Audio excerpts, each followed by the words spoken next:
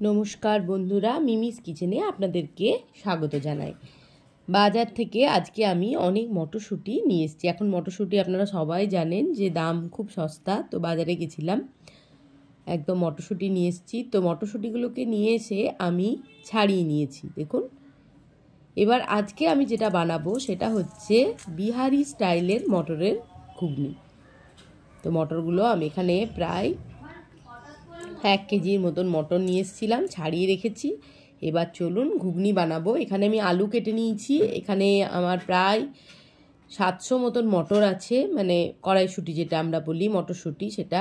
এখানে আছে রসুন কুচি, আদা কুচি, পেঁয়াজ, কাঁচা লঙ্কা কুচি, টমেটো কুচি, গোটা গরম মশলা, জিরে গুঁড়ো, ধনে গুঁড়ো, কসুরি মেথি, হলুদের গুঁড়ো, কাশ্মীরি লঙ্কার গুঁড়ো, আর হচ্ছে আলুগুলোকে তো টুকরো করে কেটে নিয়েছি। এবার কি করব, প্রথমে আমি গরম মশলাটাকে আমি হামানদিস্তায় গুঁড়ো করে নেবো। এখানে এলাচ, দারচিনি, লবঙ্গ আর গোটা গোলমরিচ আছে। এবার চলুন মটরশুঁটিগুলোকে প্রথমে আমি দিয়ে দিলাম। এখানে কিন্তু যেটা মানে মেন বিহারি স্টাইলের মটর ঘুগনির মেন নিয়ম হচ্ছে, এটাকে কিন্তু কোনো রান্না কষানো হবে না, পুরো মাখিয়ে বসানো হবে। মটরশুঁটির মধ্যে দিয়ে দিলাম কাঁচা সর্ষের তেল, পরিমাণ মতন কাঁচা সর্ষের তেল দিলাম, আর কাঁচা পেঁয়াজ কুচি, রসুন কুচি, আদা কুচি, কাঁচা লঙ্কা কুচি, যে যতটা ঝাল খাবেন ততটা ঝাল দেবেন, দিয়ে দিলাম তার মধ্যে। এবারে এর ওপর দিয়ে দেবো জিরের গুঁড়ো, ধনের গুঁড়ো, কাসুরি মেথি, হলুদের গুঁড়ো দিয়ে দিলাম।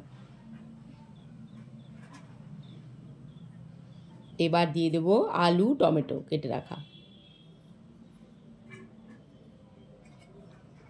এবার দিয়ে দিলাম আমি গরম মশলা, যেটা হামানদিস্তায় থেতো করেছিলাম সেটা আমি ওখানে দিয়ে দিলাম। পরিমাণ মতো নুন দিয়ে দিলাম। এবার হাত দিয়ে ভালো করে সমস্ত মশলার সাথে মাখিয়ে নিচ্ছি। দারুণ দারুণ খেতে লাগে, আর কোনো ঝামেলা ছাড়া চট জলদি এটা হয়ে যায়। এখনও মটর আছে বাজারে, আপনারা সবাই চট জলদি এইভাবে একবার বিহারি স্টাইলের মটরের ঘুগনি বানিয়ে খেয়ে দেখবেন, দুর্দান্ত খেতে লাগে, না খেলে স্বাদ বুঝবেন না।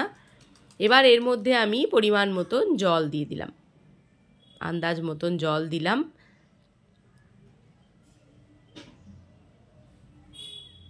আবারও মাখিয়ে নিচ্ছি ভালো করে।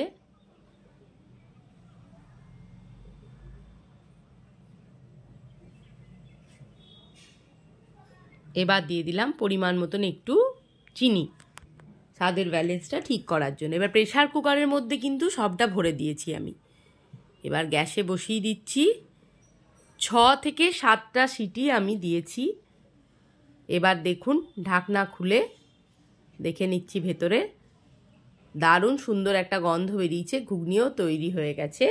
এবার আপনারা লুচি, পরোটা, রুটি, মুড়ি সবের সাথেই খেতে পারেন। তো আমি গরম গরম পরোটা বানিয়ে নিয়েছি, পরোটার সাথে ঘুগনি সার্ভ করছি, মটরের ঘুগনি বিহারি স্টাইলের।